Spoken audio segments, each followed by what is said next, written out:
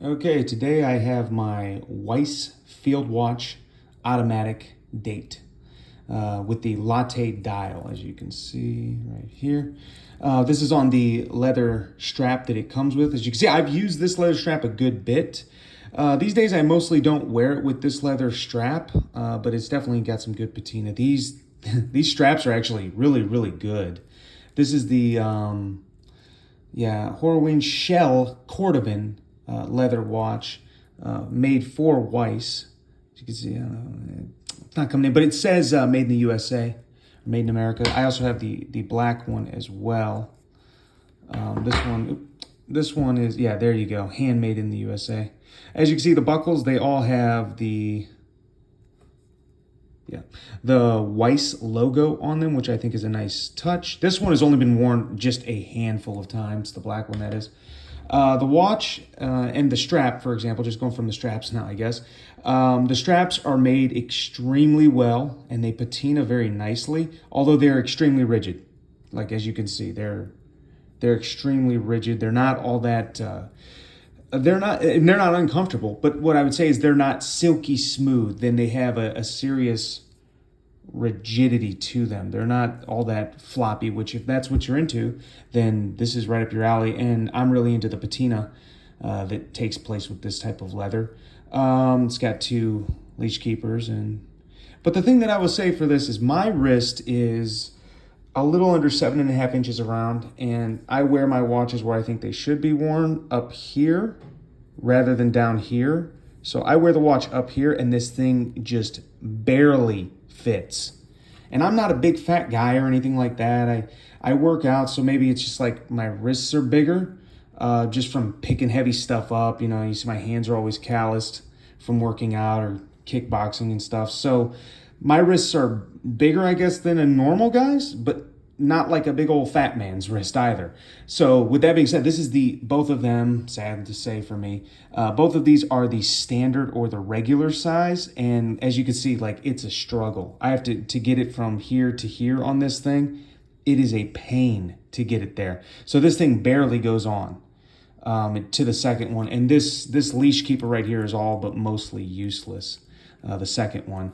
So that kind of bummed me out because these are not cheap. Are they worth the price? Yes. I don't care what anyone says. These things are extremely well made and they have the Weiss branding. So if you're going to be a Weiss watch enthusiast, I would suggest you go with this because it also has the branding on both of them.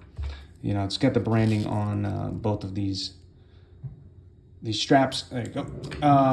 So I would suggest, yeah, if you want something that is at least going to ring true to this, the extra strap. Although I do mostly nowadays wear a different strap on this watch, which is this. It's a Paul Newman Bund strap. You may have seen some other videos. This is silky smooth. It's unlined. It's a lot thinner, where this one's definitely thick. And it's just nowhere, the rigidity is just not there in comparison to this one. So rigid. At any rate, let's get into the dial instead of talking about straps. I love this dial. This dial is very simplistic, which is why I love it. It's very Americana, so to speak. It doesn't scream luxury, but that's not what I want a field watch for. It screams American to me. It screams literally the early to mid 1900s to me. This is like something that a Marine or a soldier in the trenches of World War I, or possibly, you know, landing on a beach in World War II would wear. And that's one of the reasons why I like it. Even in this beautiful, it almost looks kind of Fotina in a way, that it's done with this type of, this latte look. Mind you, the hands are skeletonized, which is great. You can kind of see. These hands also, they play pretty well in the light for it being not a high-end luxury watch. Sometimes it's a black, like, painted anodized. I don't know. They're black hands, but sometimes when it catches the sunlight, they look powdery gray, which is kind of nice. But for me, I wanted a very simple watch, a watch that does what it does. It tells time, but also one that has a date window, which this one does, that is automatic. I don't know the exact specifications. It is waterproof up to a certain degree, and it is has some magnetization things going on with it as well. I don't know what Gauss or whatnot, but I think it'll get it done in any form or fashion, putting it by all your smart devices, I assume. It's got you can see my name right there. And even this is the number that was made, and then you can see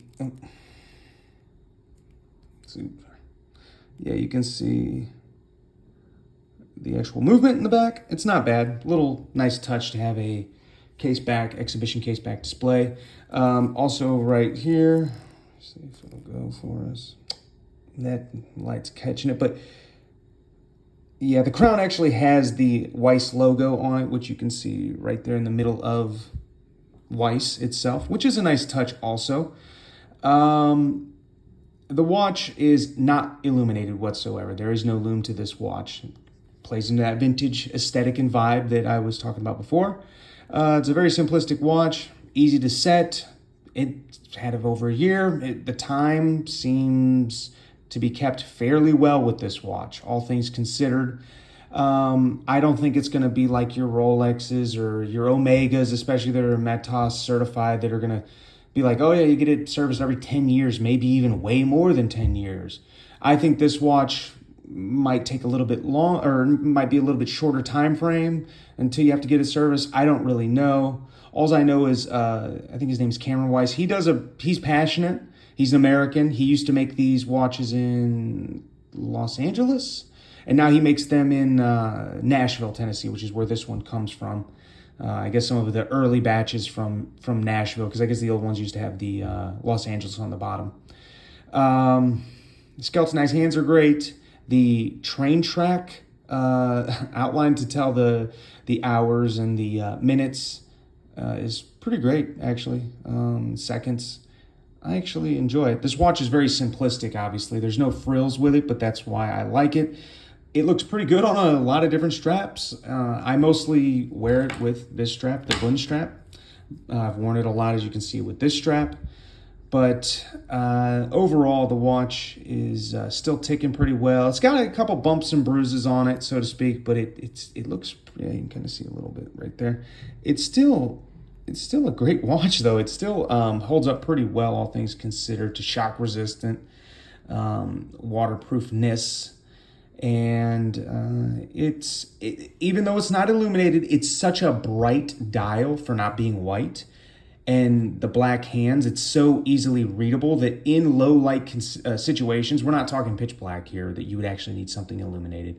But low light situations, it's honestly not that hard to tell what time it is.